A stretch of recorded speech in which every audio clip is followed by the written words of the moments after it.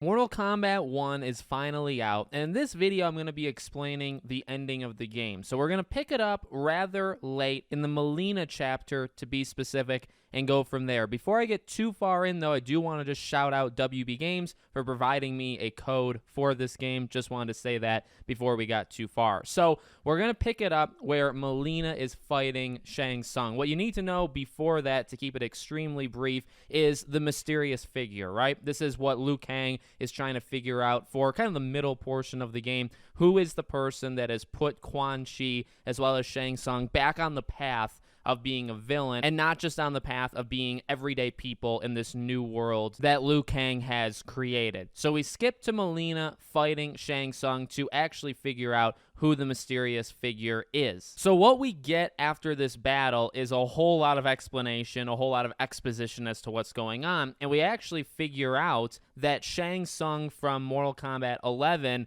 is back. And what they've done here is canonize, and I hope that's a word, both of the endings of Mortal Kombat 11. So the ending that Liu Kang wins and you pick Liu Kang, that is the one that we are playing in. That's this universe. But there is also the universe in which Shang Tsung won and, imprisoned people, used Raiden to do a lot of his dirty work. And many people thought that NetherRealm had just kind of thrown that ending out and used the Liu Kang ending as the actual canon ending of Mortal Kombat 11. What we find out, at least in this part of the game, is that both of them did happen. There is an ending in which Shang Tsung won, and there's an ending in which Liu Kang won. And so two different universes, two different timelines. We're actually going to find out as the final part of the game unravels that there is basically an infinite amount of timelines that happened, all seemingly being stemmed by the ending of Mortal Kombat 11. So what we get after is a whole lot of fighting. Sindel fights Sindel, and the good Sindel that we've been experiencing for the majority of the story,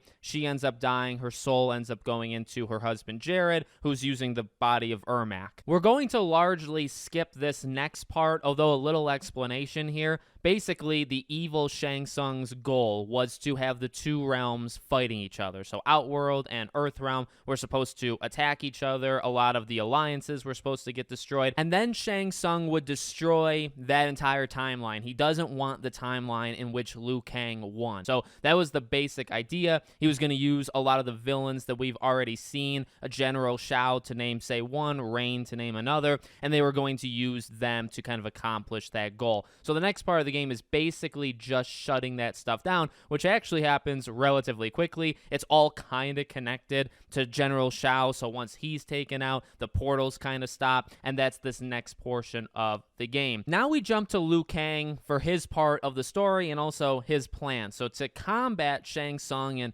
all of his villains that he is going to be bringing, what Liu Kang is trying to do is assemble Titans. So these are people in alternate universes that also became the keepers of the Hourglass. He became it in his. Obviously, Shang Tsung became it in that one, but there's others. There's Katana, there's Raiden, and what we will find, there's many, many more just options in general. So that is the first step of Liu Kang's plan, is to get Katana. He gets Raiden. He also gets a Kung Lao that in each of their own universes were keepers of the Hourglass, or in other words, they are Titans, the most powerful beings in those universes. We find out, because the first part of Shang Tsung's plan failed, we find out the new plan is basically just kind of conquer one universe at a time. So destroying the Hourglass, taking over Liu Kang's world, and then he'll kind of move on from there and take out all of the other alternate timelines that exist. This gets stopped relatively quickly with a small little army, and then we jump to the final chapter in which it's just all-out war. So we're taking a really big leap in how fast Liu Kang is able to assemble an army. He does it in relatively 10 seconds, and he gets pretty much any version of any character that you've ever seen in your life in Mortal Kombat. So it's that entire army of Liu Kang versus Shang Tsung and his entire army of also pretty much the exact same thing, but the evil versions. You have somebody like a Sonya Blade mixed with a Kano and a lot of other variations that you'll find that you'll see in cutscenes, and you'll also see when you're fighting. So you get to pick the character that you want to play as, and it's any of the base roster except for Havoc, because that's important later. You pick your character and you make your way basically up the temple. You'll be facing, again, different variations of characters, actually depending on who you choose. There's kind of a wide roster that you'll end up facing. There are certain things that stay the same, though. Several cutscenes stay the same. In terms of Katana helping you out at a certain part, that happens no matter what. The base game universes, Shang Tsung and Quan Chi, the villains of most of this game,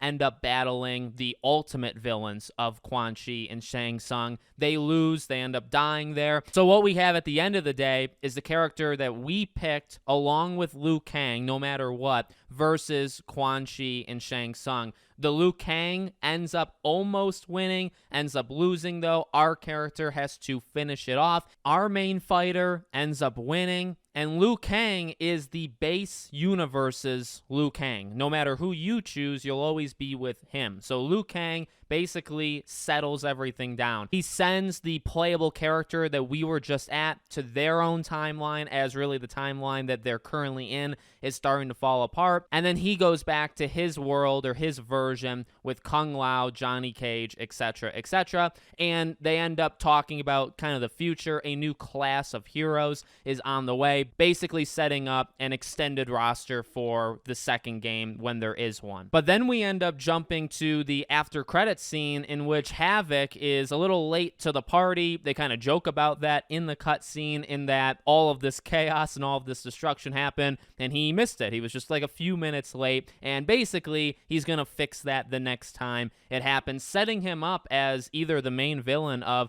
potentially a DLC story thing that happens in Mortal Kombat 1, if it even happens, or maybe even more likely, the primary villain of the next game. This also, by the way, explains why you could not pick Havoc in the original choice. You could pick any character, including even General Shao. A lot of villains that we were fighting against in the base game, you can actually play Natara, any of them, and fight as you're going up this temple, but you could never choose Havoc, and now we kind of know why. This is kind of setting him up as the villain of, again, a future DLC or the future game. So there you go. There's basically the last third of the game kind of summarized. Let me know what you guys think in the comments. Make sure, as always, you're subscribed to the channel, bell icon turned on, and I hope to see you all on the next one.